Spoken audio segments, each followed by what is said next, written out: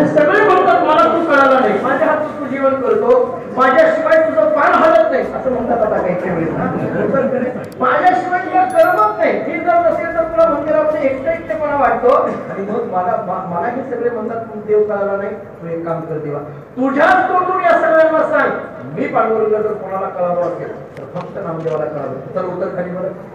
पांडुरंग परमात्मा हसायला लागले. नामदेव विचारलं काय झालं हसायला? काही नाही हसायला. नामदेवा खरं सांगू का? म्हणजे काय ते जे सगळे वाढवतात ते संत म्हणतात ना तुला मी आणखी कळालो नाही. हा खरंच आहे म्हणते, तुला कळालोच म्हणतात. नामदेवाने डोक्याला हात लावला. ते म्हणतात ते ठीक आहे, पण यांनी पण म्हणावं बरं कालपर्यंत माझ्या बाजूने बोलत होते, आज तरी बदल झाला एका रात्री. तेव्हापासूनची परंपरा आहे एका रात्रीतल्या बदलाची. काय प्रकार आहे पडले, मग काय कळेना कसं काय? मग ते सगळं सांगितलं. अरे नामदेवा तुम्ही मला आकार म्हणून पाहतो ना, हा आकार म्हणून मी नाही, त्या आकाराच्या पलीकडे असलेलं ते निराकार ते तत्व म्हणजे मी. ते अवयव म्हणून पाहतो ते अवयव म्हणजे मी नाहीये, त्या अवयवाच्या पलीकडे असलेलं जे निरवयव आहे ते तत्व म्हणजे मी आहे. हा सगुण म्हणून जे मी पाहतो ते सगुण म्हणजे मी नाहीये, त्याच्या पलीकडे असलेलं जे तत्व आहे ते निर्गुण म्हणजे मी आहे. म्हणजे निर्गुण निराकार निरवयव तो म्हणजे मी आहे. हा मी तुला अशा पद्धतीने कळणार नाही. कसा कळेल देवा? कळेल त्याच्याकरता तुला सद्गुरूकडे जावं लागेल. त्याच्याशिवाय विश्वभांकडे पाठवलं. ईश्वरीला पाय ठेवलेले विश्वभांचे. आणि मग काय त्यांना देवाजवळ बसायचं कळत नाही. हे काय मला देव खाणार आहे म्हणून माघारी निघाली. विश्वभांनी बोलत नाही गेले आपलंच आहे इकडे या म्हटले. काही मी तुम्हाला बसायचं कळत नाही, तुम्ही काय मला देव सांगणार आहे म्हटलंय. निघालो. पण एक काम करा, जिथं देव नाही तिथं माझे पाय ठेवा. त्यांचे पाय उचलले दुसरीकडे ठेवून शिवलिंग, तिकडे ठेवून शिवलिंग, जिकडं तिकडं पाय घेऊन जाईल तिकडं तिकडं शिवलिंग दिसायला लागलं. आणि मग मात्र नामदेवाच्या लक्षात आलं परमात्मा हा केवळ एका देशामध्ये नाही तर तो व्यापक आहे. एका देशामध्ये असतो तो देह आहे आणि व्यापक असतं ते परमतत्व आहे. ते परमात्मा व्यापक आहे. की केवळ मूर्तीमध्ये आतापर्यंत मानत होतो, पण हा प्रत्यक्ष डोक्यामध्ये आतापर्यंत पडला नाही. आणि मग आमच्या तुम्हाला सांगावं विठोबाने आता एक काम करा, इकडं तिकडं पाय कुठेही ठेवू नका, त्या डोक्यावर ठेवा, त्याच्यामध्ये हा प्रकाश पडणार नाही.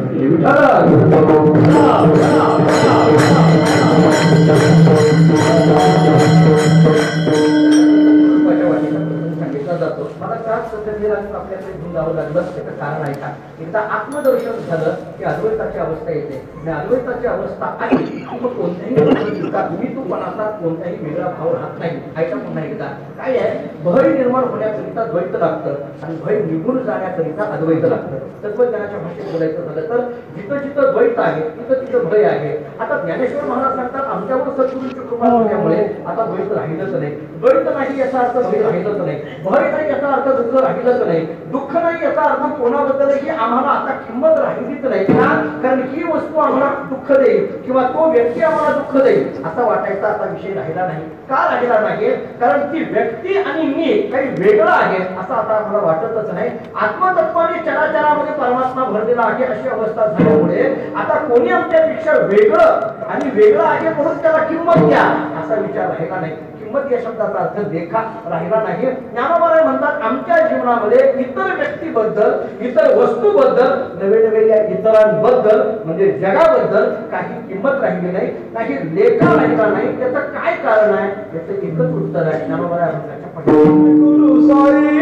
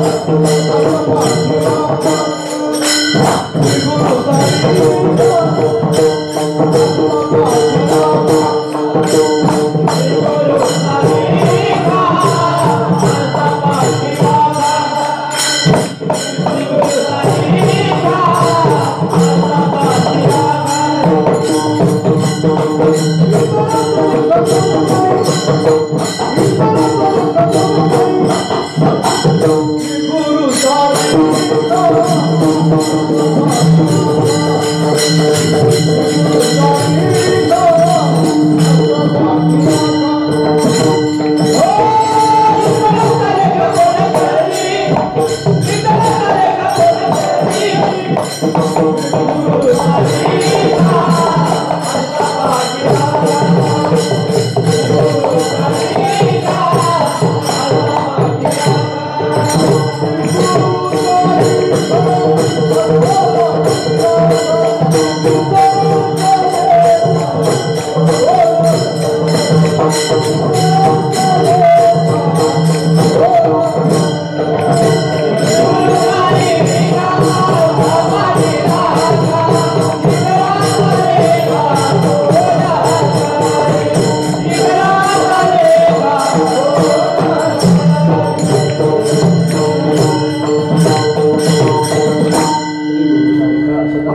का इतरांचा लेखा कोण करीत ज्ञानेश्वर महाराजांची भाषण आहे.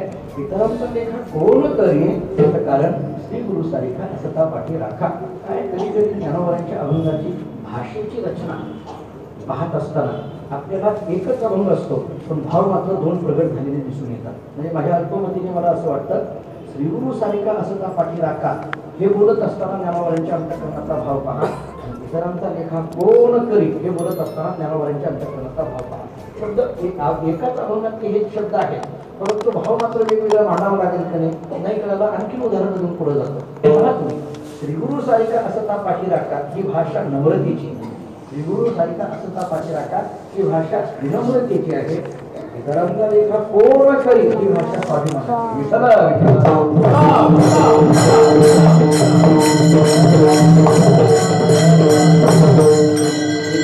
लिहित असताना दोन भाव प्रगट झालेले आपल्याला दिसून येतात का नाही. बऱ्याच ठिकाणी हे जसं ज्ञानोबरांच्या वाङ्मयात आहे बऱ्याचदा काही अभंगाची भाषा मी आपल्याला दुसरं उदाहरण देतो. सगळ्यांच्या ऐकण्यात आहे का समचरण दृष्टी विठीवरी साजरी ते माझी हरी वृत्ती लागला.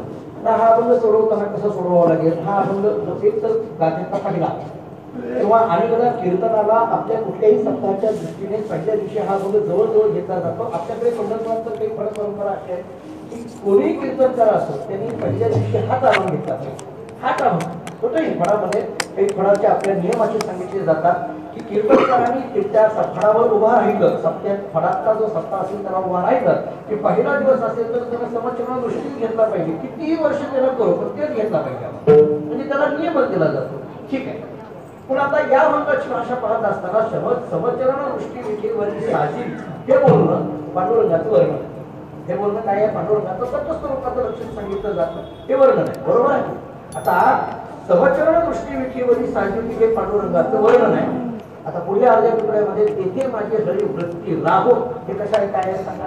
ते पांडुरंगाकडे केलेली मागणी तेथे माझी हरी वृत्ती राहो. मग आता प्रश्न निर्माण होतो की हा वर्णनपर म्हणायचा का मागणीपर म्हणायचा.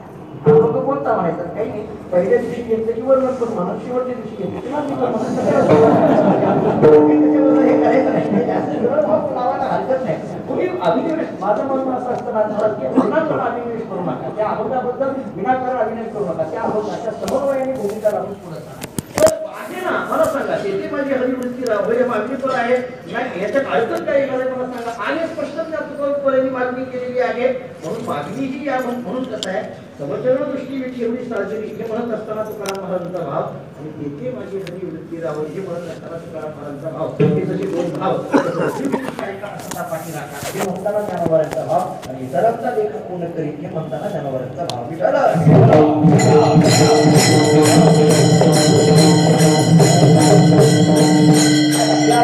पूर्वजांना थोडासा विचारतो. श्री गुरु सारिका असता पाठी राखा याच्यातला श्री गुरु शब्द सारिका शब्द आणि पाठी राखा शब्द हे तीनही शब्द कसे आलेले आहेत आणि हे आशेत शब्द काय वापरले याचा थोडासा अन्वयाच्या दृष्टीने काही विचार करता येईल का हे दोन मुद्दे मला मांडायचे आहेत. मुळात पहिला शब्द जो श्री गुरु आहे ते श्री गुरु म्हणजे नेमकं काय या शब्दाचं लक्षण त्याला थोडंसं पहा. कोणाला म्हणायचं गुरु गुरु या शब्दाची व्याख्या तरी काय करावी लागेल. गुरु शब्दाचं लक्षण तरी काय करावं लागेल. गुरु शब्दाचं लक्षण करत असताना विदग्धांनी केलेलं लक्षण आपल्या सगळ्यांच्या पाठातलं आहे. श्रोत्रिय ब्रह्मनिष्ठत्वे सती दयालुत्वं सद्गुरोर लक्षणम असं विचार सगळ्यांनी आम्हाला स्पष्ट लक्षण तिसऱ्या तरंगामध्ये सांगितलेलं दिसून येतं. एक श्रोत्रिय दुसरं ब्रह्मनिष्ठ आणि तिसरं दयालुत्व. आता हे जे शब्द वापरले का नाही श्रोत्रिय म्हणजे काय ब्रह्मनिष्ठ म्हणजे काय आणि दयालु म्हणजे काय बहु पदकृतीने बोलायचे. बहु असं म्हणायचे की सद्गुरू म्हणायचं ते कोणाला बहु म्हणायचे श्रोत्रिय असला पाहिजे ब्रह्मनिष्ठ असला पाहिजे आणि दयालू असला पाहिजे. फक्त श्रोत्रिय असून जमत नाही फक्त ब्रह्मनिष्ठ असून जमत नाही आणि फक्त दयालू असून जमत नाही. हे तीन गुण ज्यांच्या ठिकाणी आहेत ना त्यांना गुरु म्हणा असं आपल्याला व्याख्येच्या संबंधाने लक्षात करता येण्यासारखं आहे. आता श्रोत्रिय कशाला म्हणायचं सर्व शास्त्राचं अध्ययन ज्यांनी केलं त्याला श्रोत्रिय म्हणा. ब्रह्मनिष्ठ कोणाला म्हणायचं ब्रह्मात्म बोध ज्यांना प्राप्त झालेला आहे त्याला ब्रह्मनिष्ठ म्हणा. आणि दयालुत्व कोणाला म्हणायचं शिष्याविषयी अंतःकरणामध्ये कळवळा ज्यांच्याकडे आहे त्यांना दयालुत्व म्हणा.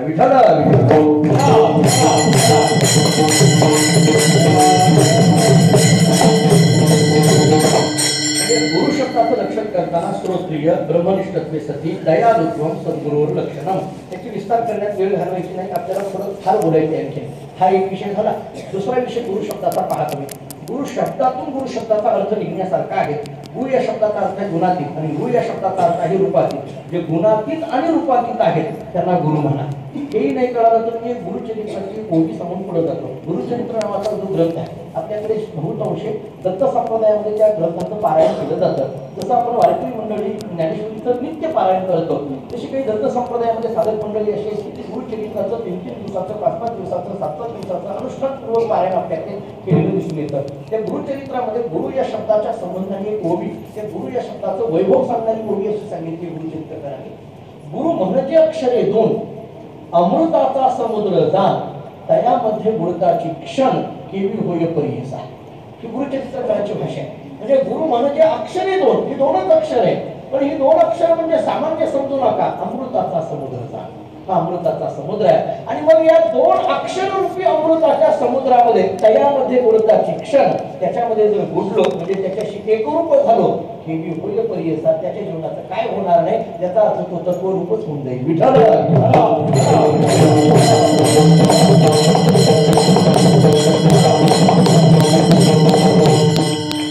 असाही गुरु शब्दाचा विचार करता येईल.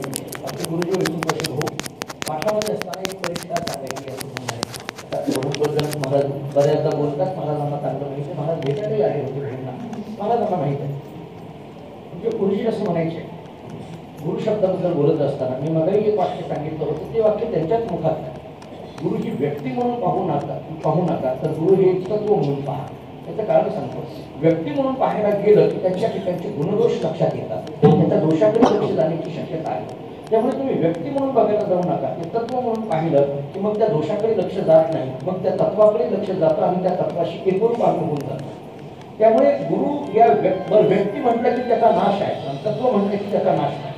तेव्हा माझे गुरु गेले असा शब्द कधीही मुखातून येऊ नये. त्याला स्पष्ट बोलू, माझे गुरु गेले असं म्हणत असाल तर त्यांना गुरुच म्हणता येणार नाही.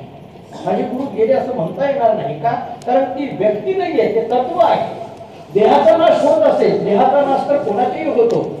परमात्म्याचा सुद्धा जर देह जर विलीन झालेला दिसून येत असेल तर देहाचा संबंधच नाही. उलट देहाची आसक्ती संपल्यानंतर जे पद येतं ते गुरुपद आहे ना.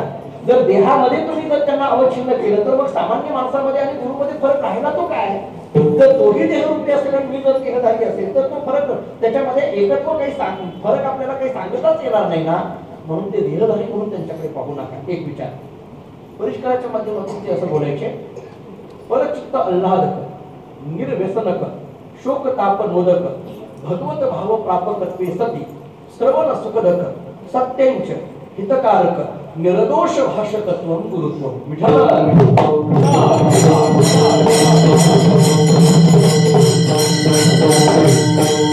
परचित्त आल्हादक शब्द पहा. दुसऱ्याच्या चित्ताला आल्हाद देणारे हा जो चित्त शब्द आहे का नाही, काय आहे? या चित्ताची शुद्धी करून घेणारे जे आहेत ते सद्गुरू आहे. आपल्याकडे अनेकदा एक दृष्टांत दिला जातो, आपल्यालाही माहित असेल, फक्त त्या दृष्टांताला उल्लेख करून पुढे जातो. काही नाही म्हणे, एक साधू महाराज एका घरी जायचे आणि गेल्यानंतर भिक्षा देही म्हणून रोज भिक्षा मागायची, माधुगिरी मागायची. आता ते माधुगिरी मागणं कसं असतं, पाठशाळेमध्ये किंवा संस्थेतल्या विद्यार्थ्यांना, महाराज भारतीय शिक्षण संस्थेमध्ये होते, मी म्हणून पाठशाळेत होतो, आम्हाला सगळ्यांना माहिती आहे की माधुगिरी म्हणजे काय असते, कशी मागायची असते, कसं असतं ते. माधुगिरीचं अन्न रोज माधुगिरी मागायला जायचं, भिक्षामध्येही म्हणायचं.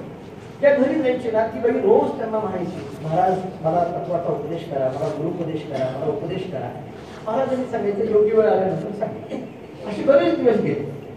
एके दिवशी काय झालं, दिवाळीचा पाडवा आला आणि मग पाडव्याचा सण आहे म्हटल्यानंतर आजच्याच दिवशी त्या बाईंनी त्या महाराजांना सांगितलं, महाराज उद्या पाडव्याचा सण आहे, त्यामुळे येताना भांडी जरा जास्त घेऊन या. कारण पाडव्याचा स्वयंपाक, दिवाळीचा स्वयंपाक, पाडव्याचा स्वयंपाक जास्त असतो, भांडी जरा जास्त घेऊन.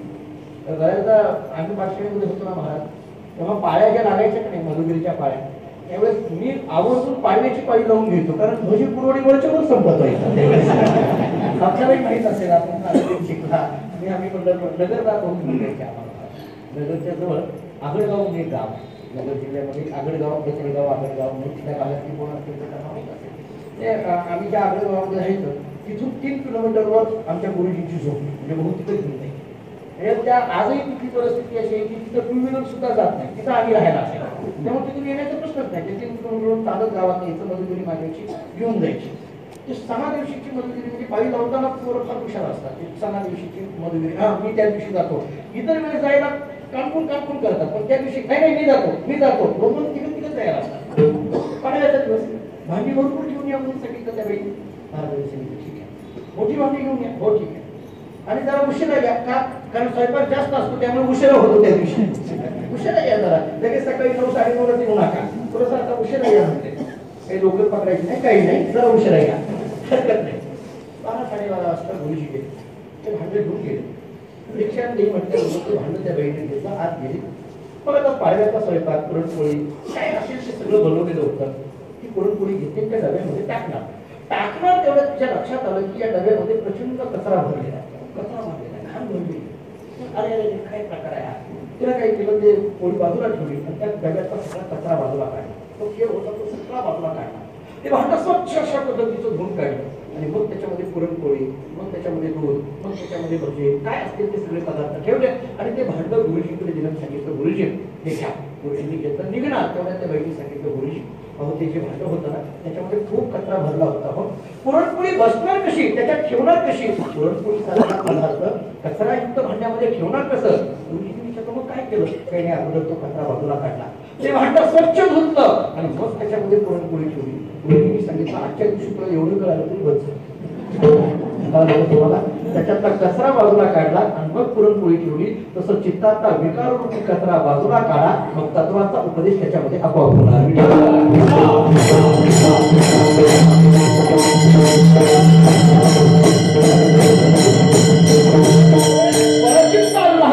या चित्ताच्या ठिकाणचे विकार बाजूला काढून त्याच्या ठिकाणी तत्वाचा उपदेश करण्याचं सामर्थ्य ज्यांच्याकडे आहे त्यांना सद्गुरू म्हणा. चित्त हारकः असं जे म्हणून वर्णन केलं जातं की सद्गुरूच्या बाबतीत वर्णन करत असताना विठ्ठल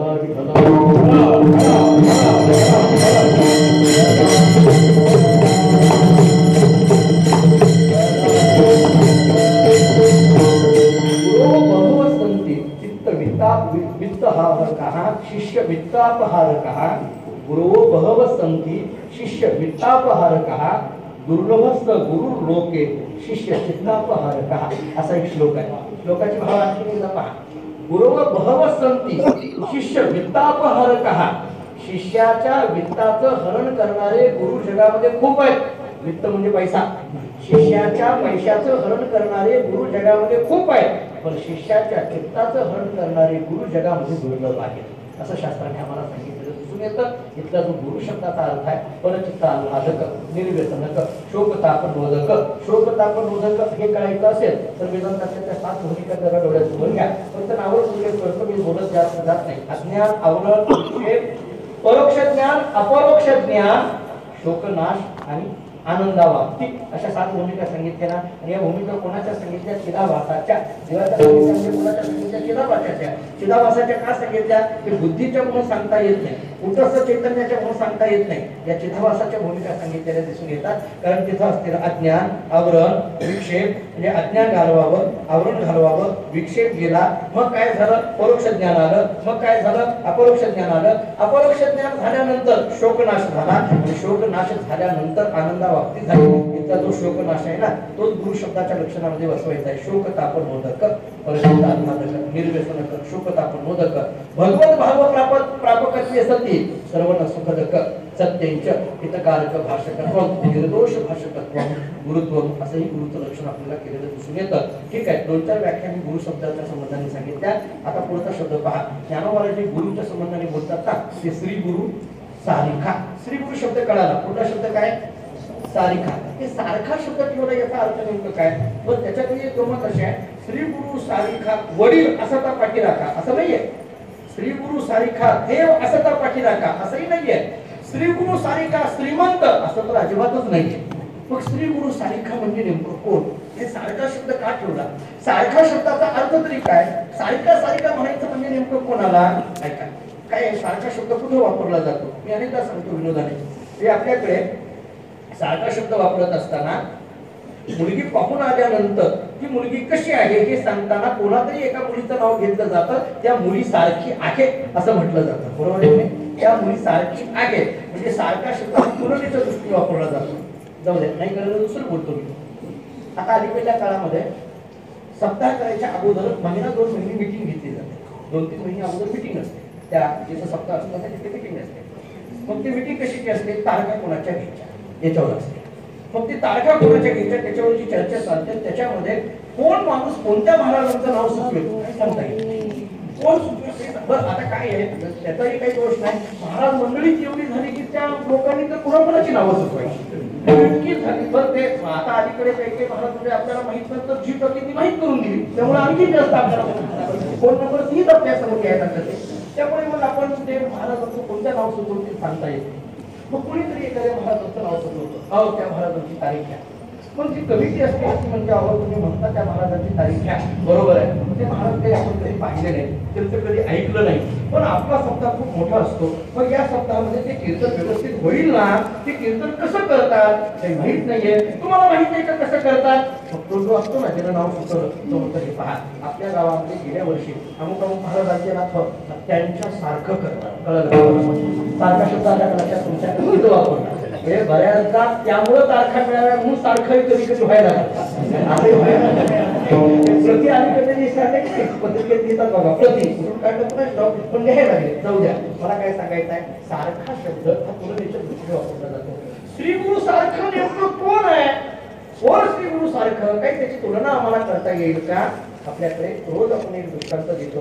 आकाश कोणासारखं, आकाशाचं सारखं. समुद्र कोणासारखा, समुद्राचं सारखा. तसं माझे श्री गुरु कोणासारखे ज्ञानोबा बोलतात, माझे श्री गुरु माझ्या श्री गुरु सारखे. दुसरी तुलना करता येत नाही म्हणून श्री गुरु सारखा असं का पाठी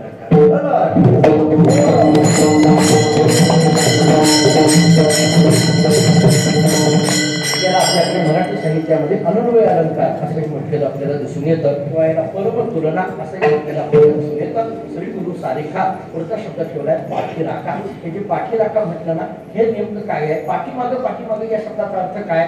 मला 3 शब्द सांगायचे होते. मी अगोदरच बोललो. श्री गुरु एक शब्द सांगायचा होता, सारिखा एक शब्द सांगायचा होता आणि पाठीराखा. श्री गुरु शब्द कळाला, सारिखा शब्द कळाला. आता पाठीराखा म्हणजे नेमकं काय. त्याचा एक फक्त रामायणाचा दाखला देतो, विस्तार नाही त्याचा दाखला देतो. काही नाही आपल्याला माहित असलेला इतिहास आहे. रामचंद्र प्रभू आणि लक्ष्मणजी विश्वामित्रांच्या बरोबर यज्ञाच्या रक्षणाकरता निघाले. यज्ञाचं रक्षण झाल्यानंतर प्रभू राम आणि लक्ष्मणाला दोघांना विश्वामित्र ऋषी जनक राजाच्या दरबारामध्ये घेऊन गेले. मिथिलामध्ये घेऊन गेले. तिथं काय होतं काही नाही. सीतेचा जो पण होता, सीता स्वयंवराची ती घटना होती. तिथं सगळे जमा झालेले होते आणि मग त्याच्यामध्ये जाऊन हे सगळे बसले. बसल्यानंतर लक्ष्मणाला ही बातमी कळाली काय की आपण इथं आलो कशा करता म्हटले तर हे सगळे राजे सगळे बसलेले सिंहासनावर कशा करायचा, सीता स्वयंवरा करता. काय सीता स्वयंवराचा पण आहे ते शिवधनुष्य उचलायचं आहे. लक्ष्मणाला एकदम आनंद झाला का कारण हे साधं शिवधनुष्य उचलण्याचं सामर्थ्य केवळ माझ्या दादाच आहे म्हणजे दुसरं कोणामध्ये नाही. लगेच लक्ष्मणाने घाई करायला सुरुवात केली. दादा म्हटलं तेवढं शिवधनुष्य उचल. तू शिवधनुष्य उचललं की सीता तुझ्याच गळ्यामध्ये हार घालणार आहे. दुसरं कोणी उचलू शकणार नाही. रामचंद्र प्रभूने ऐकलं नाही. लक्ष्मण पुन्हा घाई करतोय. रामचंद्र प्रभूने ऐकलं नाही. अजिबात त्याच्याकडे लक्ष दिलं नाही, गेले नाही, काही नाही. लक्ष्मण म्हणायला काय गमत आहे. मी एवढी विनंती करतोय पण माझ्या सगळं लक्षात आलं की कोणी तुझ्या एवढं सामर्थ्यवान नाही तरी हा उठायला तयार नाही. काय प्रकार आहे. जाऊ दे म्हटले. एक राजा उठत होता. ते शिवधनुष्य उचलत होता, खाली पडत होता, फटिकी होत होती. रावण सुद्धा गेला, त्याची फटिकी झाली. सगळं झालं. सगळ्या राजांची फटिकी झाली. लक्ष्मणाच्या लक्षात आलं आता तरी आपल्या दादाने उठायला पाहिजे. रामाच्या पाठीमागे लागले. आता तरी उठा ना दादा. सगळे झाले आता तरी तुम्ही उठा म्हणजे शिवधनुष्य उचला ना. तरी प्रभू रामचंद्र उठायला तयार नाही. लक्ष्मण घाई करतोय आणि रामचंद्र उठायला तयार नाही. रामायणामध्ये एक ठिकाणी फार गोड वर्णन आले की लक्ष्मण शिवधनुष्य उचला म्हणून घाई का करतोय. याचं एकच उत्तर आहे. लक्ष्मणाला असं वाटतं की यांनी शिवधनुष्य उचललं की यांचं लग्न झालं, यांचं लग्न झालं की आपला मार्ग लक्ष्मण आपला पण विचार करत आपल्याला करता येत नाही. ओरडेची परंपरा तेव्हा नव्हती महाराज. आपल्याला करता येत नाही म्हणून लक्ष्मण काय करायचं. दादा उठा ना तुम्ही, उठा ना तुम्ही. उठायला तयार नाही. काही तिथे जायला तयार नाही. काय करावं लक्ष्मणाला. सगळं झालं, विनंती केली तरी जायला तयार नाही. थोड्या वेळानंतर विश्वामित्राने प्रभू रामचंद्रांकडे पाहिलं. ऐका रामा उठ म्हटल्याबरोबर प्रभू रामचंद्र आपल्या आसनावर उठतात. विश्वामित्रांचं दर्शन घेतात आणि मग त्या शिवधनुष्याकडे जातात. सहज अवघड पद्धतीने ते शिवधनुष्य उचललं जातं. सीता प्रभू रामचंद्रांच्या गळ्यामध्ये हार घालते, दोघांचा विवाह होतो. सगळं झालं. निवांत असताना एक प्रश्न लक्ष्मणाने या माझ्या विषयाच्या संबंधाने विचारलेला आहे. काय प्रश्न आहे? लक्ष्मणाने प्रभू रामचंद्राने विश्वामित्राकडे पाहिजे सांगितलं, दादा मला एक तुम्हाला प्रश्न विचारायचा. ते म्हणते, हे शिवधनुष्य तुम्हीच उचलू शकत का? हे मला चांगलं माहित होतं. मी आल्या तुम्हाला म्हणून विनंती करत होतो की तुम्ही जाऊन उचला. मग हे इतका वेळ घालवण्यापेक्षा तुम्ही आल्यानंतर लगेच शिवधनुष्य का उचलायला गेला नाही? एवढ्यामध्ये इतकी वेळ कशा करता घालवली म्हटले? सगळ्या राजांची फजिती विनाकारण का होऊ दिली म्हटले? कशा करिता? हा माझा पहिला प्रश्न आहे. हे माझा पहिला प्रश्न आहे. का असं झालं? कशा करिता? त्याचं उत्तर देत असताना त्याचं जे उत्तर दिलं ते विश्वामित्रांनी उत्तर दिलं. विश्वामित्रांनी सांगितलं, लक्ष्मणा तुझ्या या प्रश्नाचं उत्तर मी देतो. काय आहे? आल्या तू शिवधनुष्य उचल असा जरी आग्रह तू आम्हाला करत असला तरी रामचंद्र प्रभू तिकडे गेले नाही. त्याचं कारण आहे, कारण आपल्या अगोदरच एवढे सगळे राजे इथं बसलेले होते आणि आपण आल्यानंतर जर लगेच जाऊन शिवधनुष्य उचललं असतं आणि लगेच तिथे हार गळ्यामध्ये घातला असता तर या सगळ्या राजांमध्ये रावण सुद्धा होता. हो, मग तो रावण म्हटला असता, हो ही साधी गोष्ट होती, हो मला सुद्धा उचलता आलं असतं, पण संधी मिळाली नाही, वशिल्यावर चाललंय असं त्याला वाटलं असतं. हे ज्यांच्या ज्यांच्या डोक्यात येतं त्यांचं नाव रावण असं म्हणायला हरकत नाही अलीकडच्या काळामध्ये.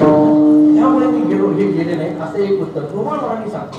मी अनेक कारण सांगणार आहे आता याच्यावर. झालं ते झालं. नंतर मग विचारलं, तुम्ही विश्वामित्रांनी सगळ्या राजांची फजिती झाल्यानंतर मी विनंती करत होतो ना तुम्हाला, तरी तुम्ही गेला नाही. विश्वामित्र ऋषींची जोपर्यंत आज्ञा होत नाही तोपर्यंत तुम्ही गेला नाही. असं का? कोण विचारताय? लक्ष्मणजी प्रभू रामचंद्रांना. असं का? तेव्हा प्रभू रामचंद्रांनी दोन उत्तर दिली. प्रभू रामचंद्रांनी दिलेली दोन उत्तर फार मार्मिक आहे. एक उत्तर व्यवहाराला धरून आहे आणि एक उत्तर परमार्थाला धरून आहे. हे दोन्ही उत्तर सांगतो आपल्याला. रामचंद्र प्रभू सांगतात, लक्ष्मणा विश्वामित्र ऋषींनी जोपर्यंत आज्ञा केली नाही तोपर्यंत मी शिवधनुष्य उचलण्याकरिता गेलो नाही. याचं एक व्यवहाराच्या दृष्टीने उत्तर सांगतो. ऐक माणसाने व्यवहार सांभाळला पाहिजे. फार गोड बोलायचे. असं म्हणायचे, ज्याला चांगला व्यवहार कळतो त्यालाच परमार्थ कळतो असं म्हणायचं. माणसाला व्यवहार करायला पाहिजे, व्यवहार सांभाळता आला पाहिजे. मी अनेकदा विरोधाने उदाहरण देत असतो. बीएससी झालेला मुलगा घरी आला आणि घरी आल्यानंतर बापांनी गावभर पेढे वाटले. माझा मुलगा बीएससी झाला, तंत्रज्ञानाने शेती कशी करणार शिकवणार आता. आणि घरामध्ये येता येता दारातली कुंडी बघितली आणि त्या मुलाने वडिलांना विचारलं, बाबा याच्यात नांगरणी कशी करायची, काय करता याची बीएससी कुंडीमध्ये नांगरणी असते वेड्यासारखं. हे व्यवहारातल्या साध्या साध्या गोष्टी तत्वज्ञान झालेल्या मुलाने घरी आल्यानंतर आईने त्याच्याकरता पुरणपोळी करावी आणि ती पुरणपोळी पाहून तत्वज्ञानामध्ये गोल्ड मेडलिस्ट असलेल्या या विद्यार्थ्याने आईला विचारावं, आई या पोळीमध्ये पुरण गेलं कसं, काय करता याच्या तत्वज्ञानाला मला सांगा, काय उपयोग आहे का? फार मोठी तत्वज्ञानाचा अभ्यास करून आला, याला पुरणपोळी कशा आहे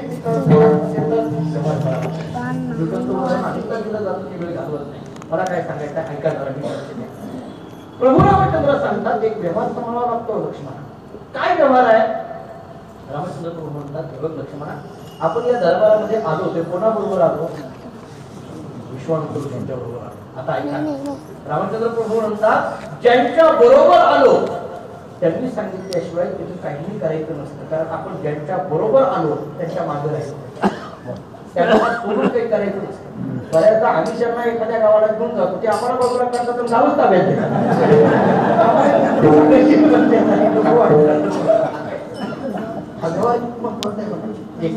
आता परमार्थाच्या दृष्टीने उत्तर असं दिलं.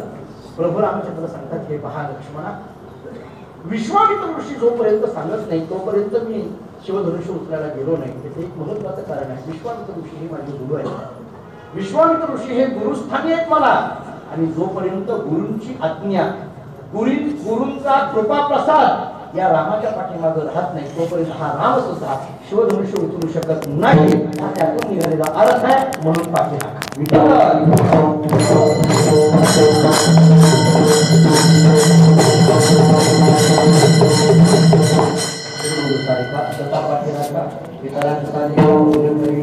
भाषा इतरांचा लेखा कोणी इतरांचा लेखा तरी काही याच्यामध्ये गंमत राहिली नाही आणि याच्याकरता दोन दृष्टांत दिले दोन्ही प्रमाण सरळ फक्त म्हणून घेतो दृष्टांत सांगण्यास वेळ घालवत नाही राजे याची कांता काय होतं मागे मनाच्या सिद्धी पावे आणि कल्पतरू तळमती चौकडी वैठला काय माणूस त्याला सांगण्यात होती हे दोन दृष्टांत कसे आहेत पहा तुम्ही राजाची कांता काय भीक मागे मनाची या जोडी सिद्धी पावे हे पटवून द्यायचं असेल तर राजाची बायको आहे भीक मागायची गरज आहे का राजाची बायको भीक मागायची गरज नाही का कारण तिच्या पाठीमागं राजा आहे राजाच्या बायकोला भीक मागायची आवश्यकता नाहीये कारण तिच्या पाठीमागं राजा आहे तसं शिष्याला घाबरायचं काहीच काम नाही कारण त्याच्या पाठीमागं स्त्री गुरु आहे म्हणून स्त्री गुरु सारिखा असं त्या पाठी राखा कल्पतरू तळवटी डोकोनी बैसला कल्पतरूच्या झाडाखाली बसलेल्या माणसाला काही कमी पडत नाही का कारण तो ज्या झाडाखाली बसलाय ते झाड कल्पतरूचं आहे तसं श्री गुरुची कृपा ज्याच्यावर आहे त्याला काही कमी पडत नाही कारण त्याच्या कृपा असते ती श्री गुरुची असते म्हणून श्री गुरु सारिखा असं त्या पाठी राखा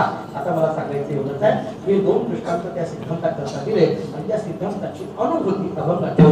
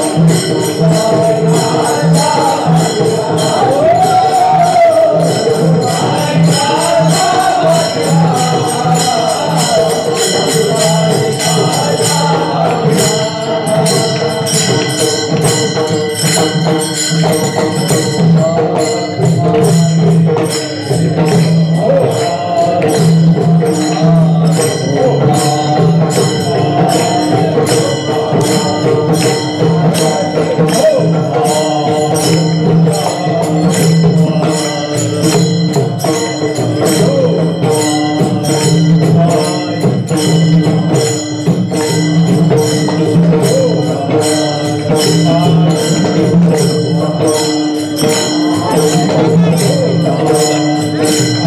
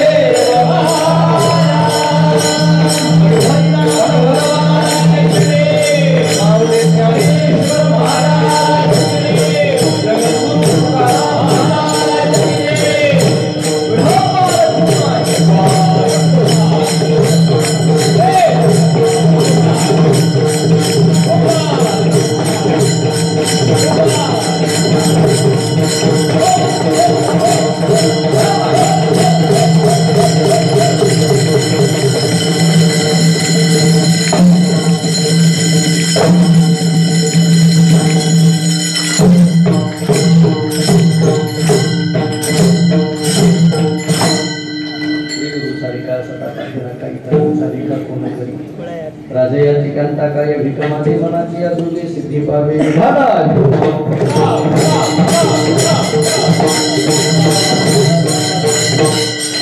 विचार करत असताना पहिल्या चरणाचा विस्तार आपण केला, सगळ्या पदापदांचा विचार आपण करून आलो.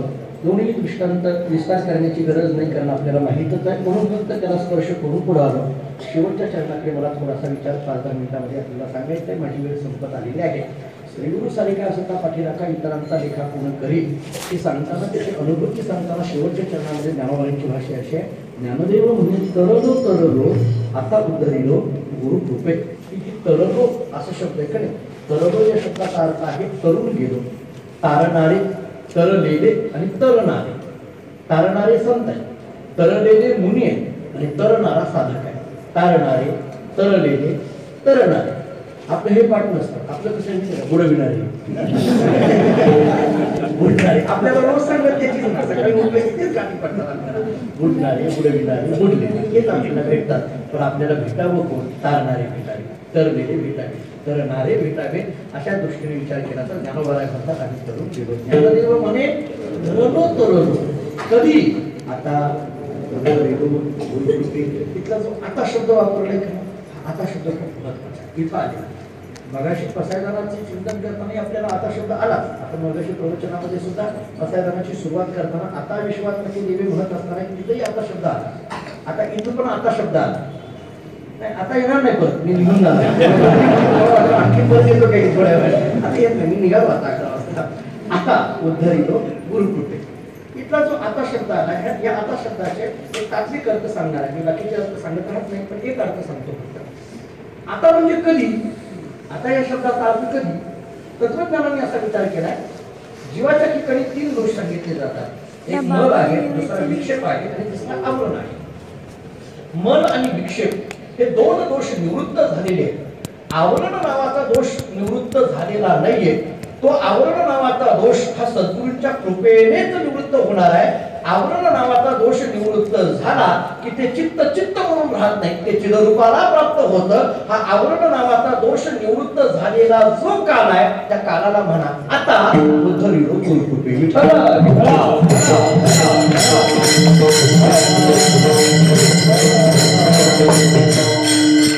उद्धरिलो असा जो शब्द आहे का नाही, या उद्धार या शब्दाचे 2 अर्थ आपल्याला करायचे आहेत. एक अर्थ तत्वज्ञानाच्या किंवा निर्गुणाच्या दृष्टीने आपल्याला करायचा आहे. आत्मा परमात्मा याची जाणीव झाली, याला म्हणा उद्धरिलो गुरुकृपे, एक विचार. आणि दुसरा विचार सगुणाच्या दृष्टीने विचार करायचा झाला तर सद्गुरूंच्याच आशीर्वादाने सगुण असलेल्या पांडुरंगाची गाठ पडते, या दृष्टीने म्हणा उद्धरिलो गुरुकृपे. असाही विचार आपल्याला करता येण्यासारखा आहे. उद्धरिलो हा शब्द आणखी एक विचार सांगू का? गुरूंची कृपा होणं यालाच उद्धार म्हणा, वेगळा आणखी सांगायची गरज नाही. या संबंधाने निळोबाराचे शब्द फार स्पष्ट आहे. या संबंधाने निळोबाराचे शब्द फार स्पष्ट आहे. म्हणजे निळोबारा जेव्हा तुकाराम महाराज वैकुंठाला गेल्यानंतर धावा केला आणि मग निळोबाराने केलेला धावा पाहिल्यानंतर पांडुरंगाला वाटायला लागलं की तुकाराम महाराज वैकुंठाला गेलेले आहेत, त्यांनी आता खाली यायचं, यांना भेटायचं. आणि भेटल्यानंतर हे निळोबारा तुकाराम महाराजांना काय म्हणते, मला पांडुरंगाचं दर्शन घडून द्या.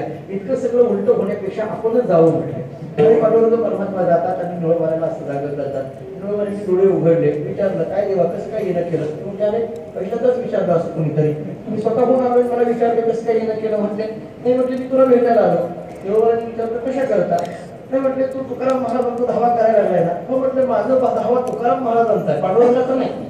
तू कशाला आलाय? म्हटले येते तुझं लागे कोणाला नाही, कोणी प्रार्थना वाचून आलासी का? काय निळोबाराचे शब्द आहेत, मी तुला हात मारली का? माझ्या मुखात तुकाराम तुकाराम असा शब्द आहे, पांडुरंग पांडुरंग असा शब्द नाही. पांडुरंगाला काय झाला असेल विचार करावा. बिगर आमंत्रणाचं जेवण घेणं काय झालं असेल पांडुरंगाला? पांडुरंगाने विचार केला काय गमत आहे? पांडुरंगाने सांगितलं निळोबारा त्याचं एक कारण आहे. म्हणजे काय आहे पहा, तुम्ही तुकाराम महाराजांचा धावा करता, तुकाराम महाराजांनी वैकुंठाला गेलेले तुकाराम महाराजांनी तुमच्याकरता खाली यायचं, तुम्ही तुकाराम महाराजांचं दर्शन घेणार आणि मग तुकाराम महाराज तुम्हाला विचारणार काय पाहिजे? तुम्ही म्हणणार मला आणि पांडुरंगाची गाठ घालून दे. मग तुकाराम महाराज मला बोलवणार, मग माझी आणि तुमची गाठ पडणार. इतकं सगळं होण्यापेक्षा मी चालू भेटायला असं झालं. वाटतं तुला काय वाटतं? मी तुकाराम महाराजांकडे तुझ्या दर्शनाची मागणी करेन असं वाटलं का? आता काय झालं असेल विचार करा. मला तरी सुद्धा तसंच वाटलं. निळोबाईने सांगितलं देवा तुला फार गोड वेळ समजलं म्हटलं. नाही तुकाराम महाराजांकडे तुला मागायची गरजच नाही. जेव्हा तुला सांगू का तुकाराम महाराज आले की तू आपोआप मागे येतो, तुला ये म्हणायची गरजच नाही म्हटले. पण तुकाराम महाराज भेटणं कठीण आहे, बहु अवघड आहे. संत भेट तुझी भेट भरती सोपी आहे, सद्गुरूची भेट होणं फार कठीण आहे. ऐसी कर्म सांगे त्याच्या तो होईल विदेशा. मग श्री गुरु आपलीसा भेटीची ना मग लावणी हात कुरवाडीला माता सांगितली चिंता न करावी होणार आहे. त्यामुळे सद्गुरूंची भेट होणं ह्यालाच म्हणा आता उद्धरलो गुरुकृपे. हा एक विचार. एक तिसरा विचार सांगतो 2 मिनिटांमध्ये फक्त. मी ज्या परंपरेत जन्माला आलो मानकोश महाराज बोधले हे नाव आपण ऐकून आहात. माझ्या माहितीप्रमाणे प्रत्येक वर्षी मी थोडा तरी कथेचा भाग आपल्याला सांगतो. आमचं गाव धामणगाव म्हणून असंही सांगितलं, पण 8 वर्ष झालं तुम्ही कुणीच आला नाही गावाकडे माझ्या, पण तरी पण सांगतो. मला माहिती इतका ऐकता मांडोळा पण कुणी गावाकडे आलं नाही तरी सांगतो. या वर्षी पुन्हा एकदा सांगतो, पुढल्या वर्षी तरी याला असा अपेक्षा धरून. काही नाही, धामणगावामध्ये मानकोशी महाराजांचं वास्तव्य. त्याच्या जीवनामध्ये अनेक घटना अशा पद्धतीने मी एकतरी त्याची कथा का सांगतो त्याची 2 कारणं सांगतो. ज्या परंपरेत जन्माला आलोय त्यांचा उल्लेख आपल्या मुखातून होणं म्हणजे त्यांची त्या वाणीच्या रूपाची सेवा आपल्याकडून व्हावी ही एक भावना त्याच्याची आहे. आणि महाराजांचं चरित्र फारसं प्रसिद्ध नाही की आपल्याला ऐकायला मिळेल, हा त्याच्या पाठीमागचा भाव आहे. ज्ञानोबा तुकोबांचं चरित्र अनुषंगाने आपल्याला सगळ्यांना माहित होतं, परंतु अशी काही दुर्लक्षित संत आहेत म्हणजे सावतामाळी महाराज असतील, गुरोबा काका असतील, चोखोबारे असतील, म्हणजे ही संतांची चरित्र सुद्धा कधी कधी आपण ऐकली पाहिजे, वाचली पाहिजे. आम्ही पंढरपुरामध्ये मागे एकदा 3-4 वर्षे कार्यक्रम करत होतो. म्हणजे पंढरपुरामध्ये सगळे चातुर्मासाची मंडळी आणि प्रसाद महाराज आंबेडकर, देवूरकर महाराज, चातुर्मासी महाराज, वारकरी फडकरी संघटना असे सगळे म्हणून कार्यक्रम करायचे. त्याच्यामध्ये काय करायचं, 1 वर्ष आम्ही सगळं 7 दिवस काल्याची कीर्तन केली. म्हणजे रोजच्या कीर्तनकारांनी काला सांगायचा, काला महोत्सव. त्याला दुसरं काही नाही, त्याला काल्याचा जाणून घ्यायचा, काला महोत्सव केला. 1 वर्ष आम्ही काय केलं की भागवतातल्या गीतांवर प्रवचन केली. 1 वर्ष दुर्लक्षित संतांची चरित्र मांडायला सुरुवात केली. म्हणजे ज्या संतांचं चरित्र फार प्रसिद्ध नाही त्या चरित्रावर कीर्तन करायचं, जेणेकरून ते चरित्र काय आहे हे समाजाला कळेल. आणि 1 वर्ष सगळ्या संतांचे समाधी सोहळे नेमके काय त्याच्यावर कीर्तन. त्याच्यामुळे काय झालं की आपल्याला जे काही 2-4 संत माहिती आहेत, परंतु संत मालिका प्रचंड खूप मोठी आहे आपल्या वारकरी संप्रदायाची महाराष्ट्रातली, ते सगळं कळावं या दृष्टीने. मानकोजी महाराजांच्या चरित्रामध्ये या संबंधाने एक छोटीशी घटना अशी सांगितली जाते. महाराज धामणगावला राहायचे. जवळ एक राळेलास नावाचं गाव आहे, धामणगावून 2 किलोमीटर. महाराजांची सासरवाडी. तिथे एक लोभाजी मित्र नावाचा मनुष्य राहत होता. त्याच्याकडे एक दासी होती, त्या दासीचं नाव होतं हसी.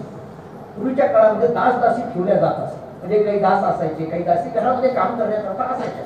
त्या दासीचं नाव हसी असं त्या दासीचं नाव सांगितलं जातं. हसी म्हणा काही अपपुरुष रूपाचं कोणतंही घेता येईल.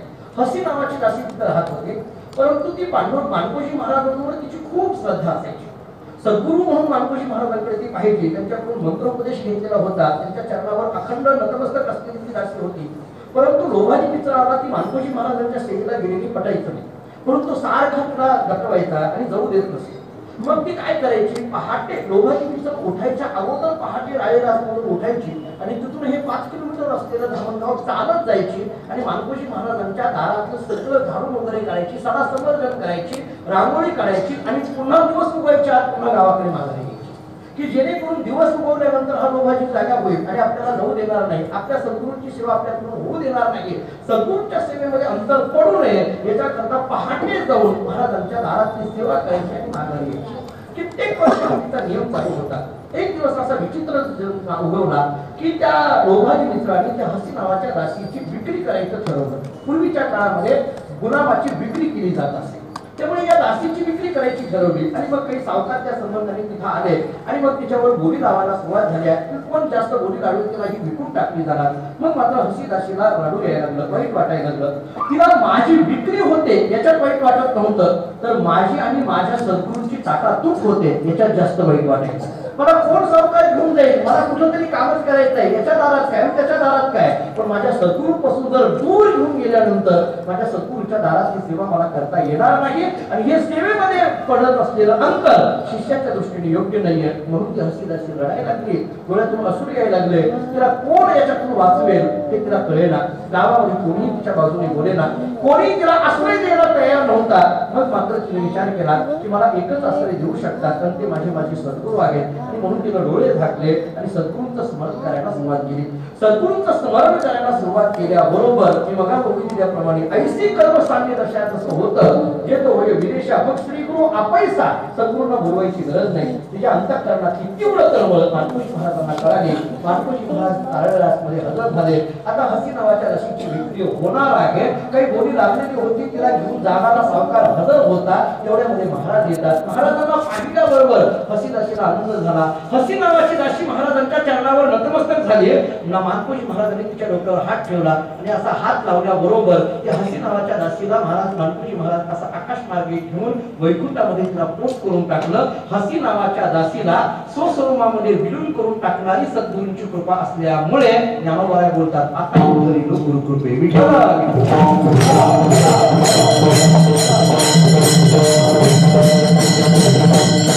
आपल्या परंपरेमध्ये सांगितलेली भारतीय संस्कृतीची गुरु परंपरा निवृत्तीनाथ महाराजांपासून ते खालपर्यंत आलेली गुरु परंपरा आपल्याला दिसून येते.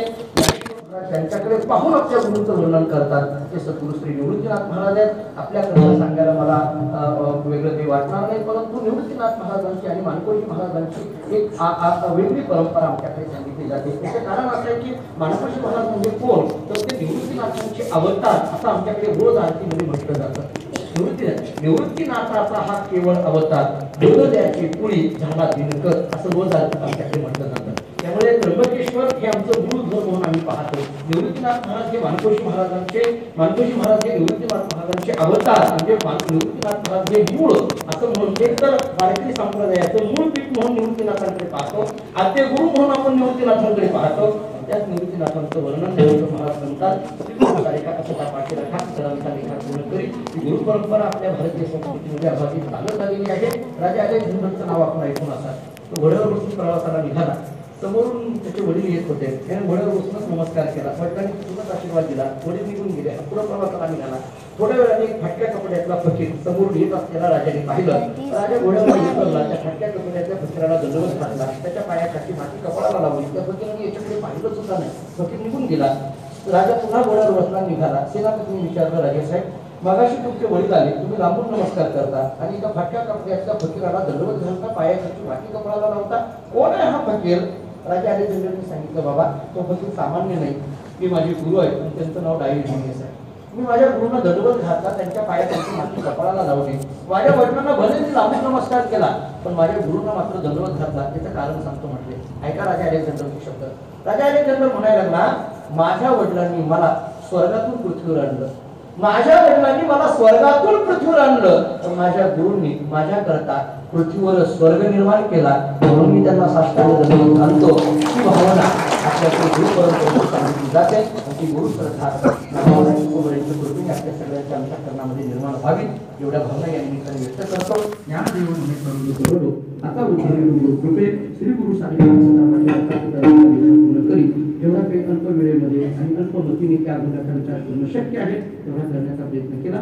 संत ज्ञानदेव सेवा मंडळाच्या वतीने सुरू असणारा हा उत्सव, या उत्सवाचा आरंभ आजपासून झालेला आहे.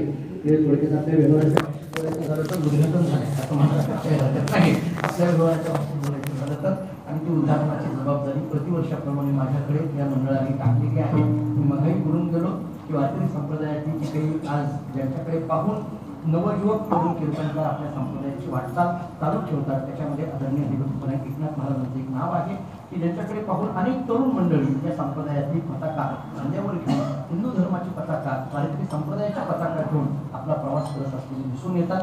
या सगळ्या मंडळाबद्दल मी वेगळं सांगण्याची गरज नाही, कारण या मंडळाचं आणि माझं एक वेगळ्या पद्धतीचं नातं या 4-5 वर्षांमध्ये झालेलं आहे. त्यामुळे आमची मिलिंदजी समोर बसलेलेच आहेत. आमच्या घोसाळकरांचं तर मला फार म्हणजे त्यांचा आता जाताना ते पुढल्या वर्षीची तारीख सांगून जातात.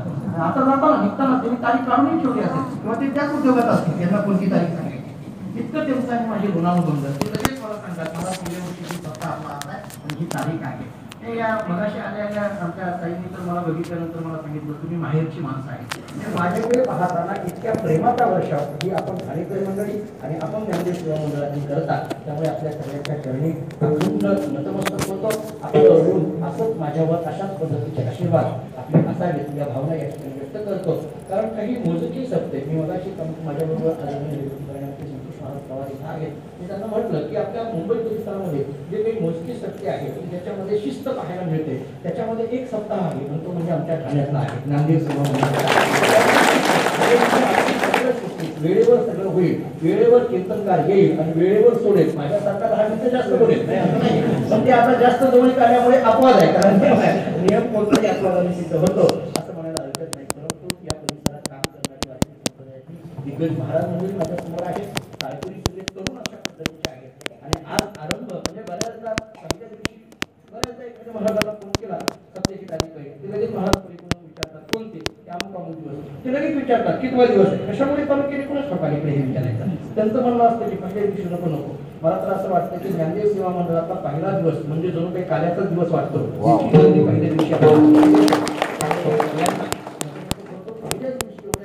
पहिल्या दिवशी अशा पद्धतीने गर्दीने आपण तिथं उपस्थित आहात. मला तुमच्यामुळे माझ्यामुळे रविवार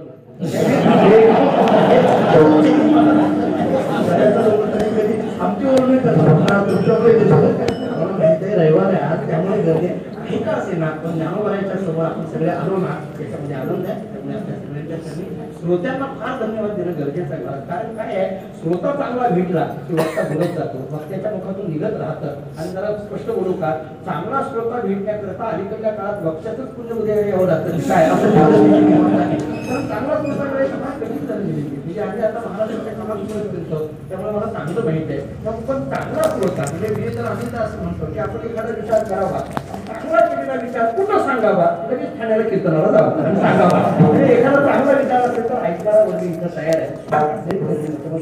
पुन्हा एकदा सेवा करतो आणि या ठिकाणी थांबतो.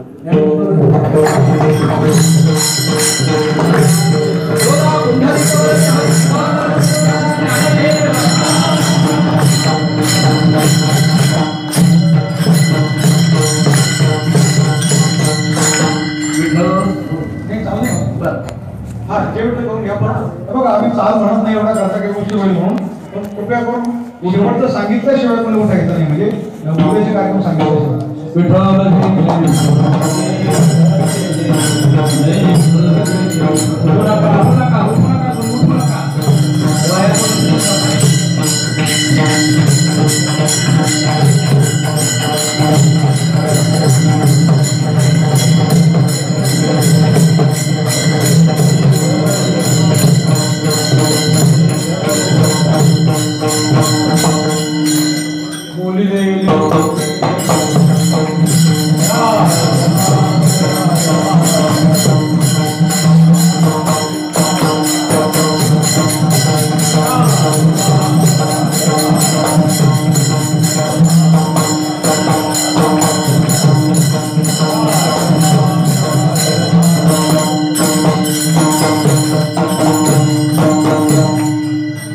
महाराजांनी तुमची एवढी स्तुती केली, तुमच्या वतीने महाराज 2 शब्द तरी बोलू की चालेल ना? चालेल चालेल. महाराजांचं आणि मंडळाचं नातं आता एक फार घनिष्ठ झालं. महाराजांना एक सूचित करू इच्छितो की भाऊचं नाव तुम्ही वारंवार घेतलं, आचार्य हरिभाऊ म्हणजे हरिभाऊ पाटील म्हणजे अर्थात ते आमचे सर्व गुरुवारी नातं सांगतं असं की भाऊंचे गुरु ठाण्याला येत होते, रंगनाथ गुरुजी येत होते तर चापशी बिल्डिंग मध्ये.